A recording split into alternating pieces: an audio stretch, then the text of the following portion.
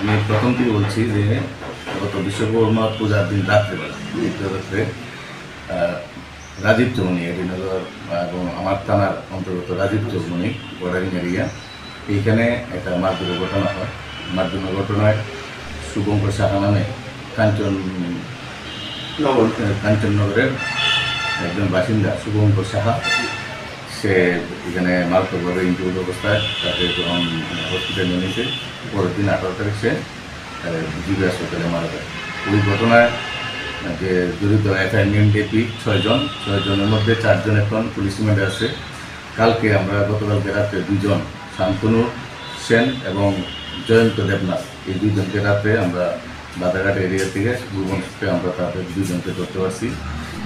4 জন এখন পর্যন্ত 30 তারিখ পর্যন্ত পুলিশ রিমান্ডে আছে। একজন বাপন চক্রবর্তী পুলিশ রিমান্ড শেষে জেসিতে আছে, আর একজন শুভম সেন সে ইয়েতে এক্সপ্লোনিং আছে। এবং এইটা আমরা সুষ্ঠুভাবে তদন্ত চেষ্টা করতে পারছি এবং সত্যভাবে জোরদার এটা প্রস্তুতি চলছে এবং যাতে আসামি কেউ ছাড়া না পায় বা তাদের যাতে সামনে কনভিকশন করতে পারে বা আমাদের তরফ থেকে সুষ্ঠু তদন্ত করছে।